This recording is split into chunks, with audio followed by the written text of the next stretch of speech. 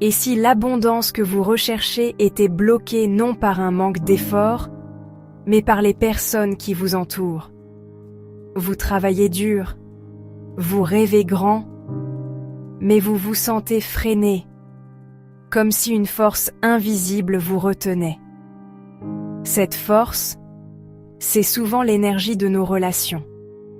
Les personnes autour de nous peuvent être un vent qui gonfle nos voiles ou une ancre qui nous tire vers le fond.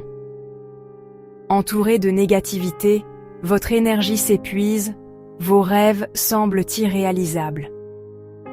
Chaque interaction peut vous laisser plus fatigué, moins confiant, déconnecté de votre pouvoir intérieur.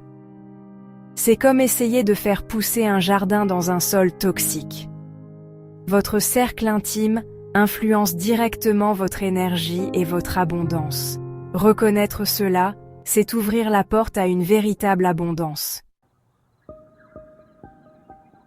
Reconnaître les relations énergivores peut être difficile, car leur dynamique est souvent subtile et s'installe avec le temps. Ce ne sont pas toujours des critiques ouvertes. Parfois, ce sont des conseils teintés de doute, ou des réactions tièdes à vos réussites. Après ces échanges, vous vous sentez vidé, incertain, comme si votre énergie avait été aspirée. Vous hésitez à partager vos joies, par peur d'être jugé ou incompris. Une relation saine vous élève, vous permet d'être vous-même et célèbre vos succès. Les bonnes personnes vous inspirent à grandir et à briller. Apprenez à reconnaître ces dynamiques pour préserver votre énergie et avancer vers l'abondance. Pourquoi est-il si difficile de laisser partir ce qui nous fait du mal? Souvent, c'est la peur de l'inconnu et l'habitude qui nous retiennent dans des relations toxiques. Même insatisfaisantes, la connexion est familière. S'éloigner signifie affronter la solitude, un vide qui fait peur. Nous préférons parfois la douleur connue à l'incertitude. La peur d'être seul nous pousse à rester, même quand cela nous épuise. Au fond, ces attachements révèlent un manque d'amour de soi. S'aimer, c'est choisir de ne plus accepter ce qui nous blesse.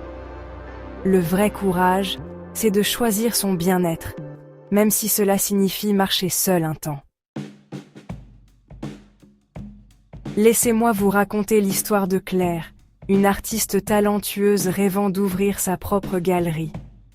Mais chaque fois qu'elle partageait ses idées avec sa sœur, celle-ci répondait par des doutes et des peurs. Peu à peu, Claire se sentait freinée, sa créativité étouffée par la négativité subtile de sa sœur. Un jour, elle comprit que la peur de sa sœur n'était pas la sienne. Elle créa une frontière énergétique, cessa de partager ses projets et protégea son rêve. Ce simple acte permit à Claire de retrouver sa liberté créative et de faire fleurir son art.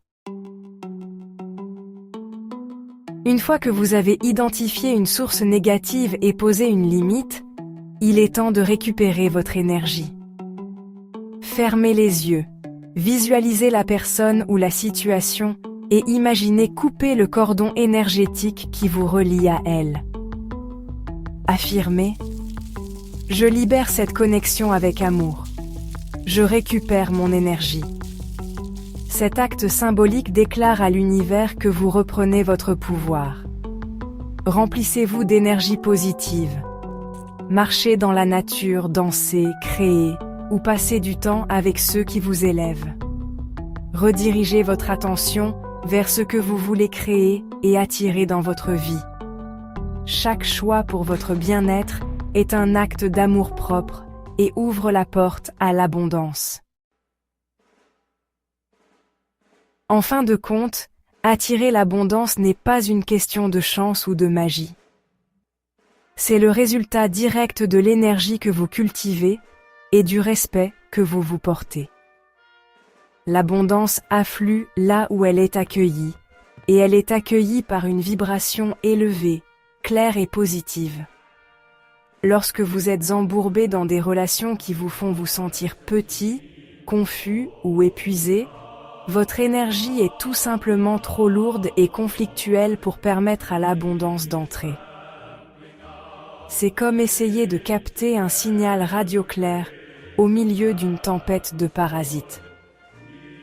Le signal est toujours émis, mais vous ne pouvez pas l'entendre à travers le bruit. La chose la plus aimante que vous puissiez faire pour vous-même est de réduire le bruit. Cela vous demande de faire une auto-analyse honnête. Prenez une feuille de papier et listez les personnes clés de votre vie. À côté de chaque nom, écrivez ce que vous ressentez après avoir interagi avec elles. Vous laisse-t-elle énergiser, inspirer et vue? Ou vous laisse-t-elle plus petit, plus anxieux ou complètement épuisé? Soyez brutalement honnête avec vous-même, sans jugement. Il ne s'agit pas d'étiqueter les gens comme bons ou mauvais. Il s'agit de reconnaître l'effet que leur énergie a sur la vôtre. Cet exercice simple peut être incroyablement révélateur, mettant en lumière les fuites énergétiques subtiles qui vous ont empêché d'atteindre votre plein potentiel. Faire le choix de vous détacher de ce qui vous tire vers le bas peut sembler la chose la plus difficile au monde, mais c'est la décision la plus libératrice que vous prendrez jamais. C'est une déclaration que votre paix, votre énergie et vos rêves sont non négociables. Ce détachement n'a pas besoin d'être un événement dramatique et conflictuel. Il peut s'agir d'un changement interne silencieux. C'est choisir de ne pas répondre au téléphone lorsque vous savez que l'appel va vous épuiser. C'est décliner poliment une invitation qui, vous le savez, vous laissera vider. C'est le choix conscient et répété de faire passer votre propre santé énergétique en premier. C'est l'acte ultime de respect de soi. Aujourd'hui est le jour de faire ce choix. Choisissez d'honorer votre énergie. Choisissez de protéger vos rêves. Choisissez de croire que vous êtes digne de relations qui vous élèvent et d'une vie qui déborde de joie, de prospérité et de but. Le chemin vers l'abondance ne commence pas par ajouter plus à votre vie, mais par soustraire ce qui ne vous sert plus. Lorsque vous vous libérez du poids de ce qui vous retient, vous créez l'espace pour que l'abondance afflue. Vous devenez un canal clair pour tout le bien qui vous attend. Choisissez-vous, aujourd'hui, et regardez l'univers conspirer pour vous soutenir de manière que vous n'auriez jamais cru possible.